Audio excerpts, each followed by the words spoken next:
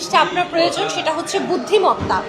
আমরা অনেক সময় মনে করি আমি কালো, আমি খাটো, আমি মোটা, আমি দেখতে সুন্দর না, আমাকে দিয়ে কিছু হবে না। ব্যাপারটা এরকম না। আমি জানি আমার দেশের এমন অনেক মেয়ে আছে যারা দেখতে আমার চেয়েও অনেক সুন্দরী, যারা সব দেখতে পারফেক্ট, বাট সুন্দরী হলেই বিউটি প্যাজেন্টে আপনি যেতে পারবেন না, সুন্দরী হলেই আপনি উইনার হতে পারবেন না। আপনাকে আরও আনুষঙ্গিক অনেক কিছু নিয়ে ভাবতে হবে।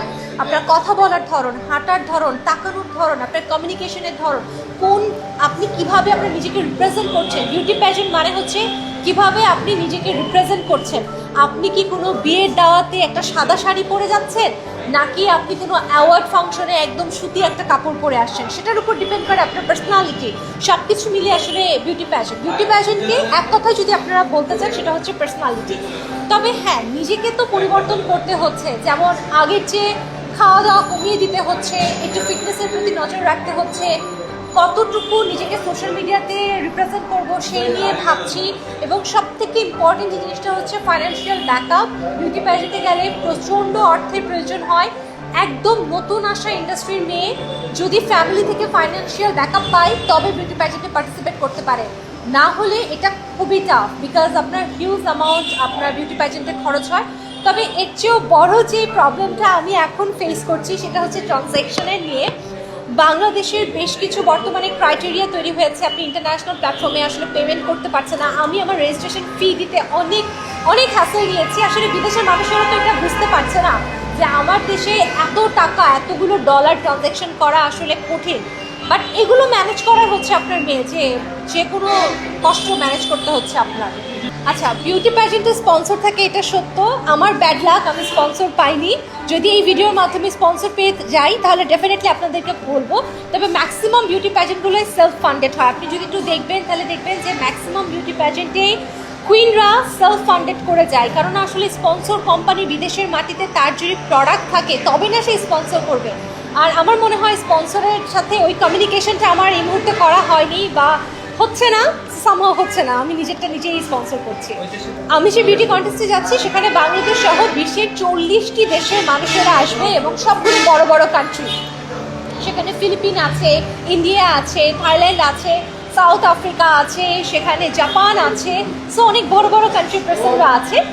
তো তাদের সাথে কমিউনিকেশন করাটা এখানে সব থেকে বড় ইম্পর্টেন্ট বিষয়। বিকজ আপনি যদি কম্পিটিশনে যে চুপচাপ থাকেন, কারোর সাথে না মিশেন, তাহলে আপনি কখনো একজন যোগ্য কুইন বলে বিবেচিত হবেন না। এবং আমি আমার দেশ থেকে সবার জন্য ছোট ছোট গিফটস নিয়ে যাব। গিফটস নিয়ে আমার অনেক প্ল্যান আছে, আমি অনেক প্ল্যান করছি। আমার ইচ্ছা হচ্ছে বাংলাদেশের শাড়ি আমি বিদেশিদের পরাতে চাই, সবাইকে আমি শাড়ি পরাতে চাই। আমি জানি না আমি সেটা পারবো কিনা। আমি রেগুলার আমার হাজব্যান্ডের সাথে ঝগড়া করি, কিন্তু ও আমার সাথে ঝগড়া করে না। বিয়ের আগে লাইফ ছিল এই যে এখন বাজে মনে হয় রাত 11:30টার মতো, এতক্ষণে আম্মু 10 বার ফোন দিত, বাবা 3 বার ফোন দিত। মানে বাসায় যে একটা ভয় আতঙ্ক থাকতো, বাসায় গেলে একটা অদ্ভুত কিছু হবে, আব্বা বলবে কালকে থেকে কাজ করা বন্ধ। মিডিয়ার পরে রাত 1টা বাজুক 2টা বাজুক আমার জামাই বলে আরামসে শেষ করো, তাড়াহুড়ার কিছু নেই, টেনশন নিও না। একটা কন্টেস্ট্যান্টকে বাংলাদেশীয় শাড়ি পরাতে চাই। আমি দেখতে চাই যে বাংলাদেশ ব্যতীত বিশ্বের বড় বড় দেশে মেয়েদের শাড়ি পরলে কেমন লাগে। বিদেশের মাটিতে যাওয়ার পরে অন্যান্য দেশে ক্যান্ডিডেটদের বাংলাদেশে দাওয়াত দেওয়ার তো ডেফিনেটলি ইচ্ছা আছে। তবে সেটা হয়তো ভিন্নভাবে, হয়তো অন্য। বিবাহিত জীবনে আসলে ফ্যামিলির চেয়েও বড় হচ্ছে একজন পারফেক্ট লাইফ পার্টনার। আপনার ফ্যামিলি যেমনই হোক, আপনার হাজব্যান্ড যদি আপনার সাথে থাকে পরিবারের কেউ একটা কথা বলবে না। আপনার হাজব্যান্ড যদি ভালো না থাকে, ফ্যামিলির যত মানুষ যত ভালোই হোক না কেন, আপনি সেখানে সংসার করতে পারবেন না। মাটিতে পড়ছি, যে কস্টিউমটা দেখলে প্রত্যেকটা বাঙালি বলতে পারবে এটা বাংলাদেশের কস্টিউম।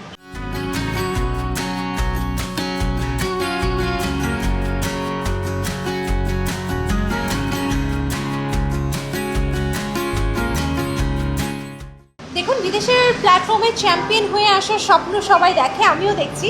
তবে রিয়ালিটি মেনে নিতে হবে যে চাইলে চ্যাম্পিয়ন হওয়া সম্ভব না।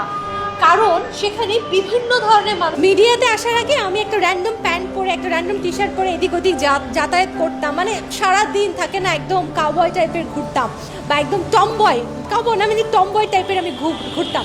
মিডিয়ায় এখন পরিচিতি পাওয়ার পর আমার খুব কষ্ট হয়, আমার মাস্ক পরে থাকতে হয়। মানে আমি চাইলেও আগের মতো আর নিজেকে ওইভাবে ফ্রিলি দেখাতে পারি না, এটা একটা চ্যালেঞ্জিং পার্ট আমার জন্য। আমি যেহেতু বাংলাদেশীয় একজন মুসলিম মেয়ে, আমার দেশে ধর্মপ্রাণ মানুষদের কথা মাথায় রেখে, আমার পরিবার সমাজের কথা মাথায় রেখে, এবং নিজেকে আসলে কিভাবে আমি রিপ্রেজেন্ট করতে চাই সে সব কিছু মাথায় রেখে, যে আমরা যেহেতু মুসলিম প্রধান দেশ, আমাদের পক্ষে সুইমস্যুট পরা সম্ভব না স্টেজে, তো সেখানে যতটুকু কভার্ড হয়ে আমার রেগুলার যে আউটফিটগুলো আমি পরি তেমন রেগুলার আউটফিট পরে আমি সুইমস্যুটে পার্টিসিপেট করবো।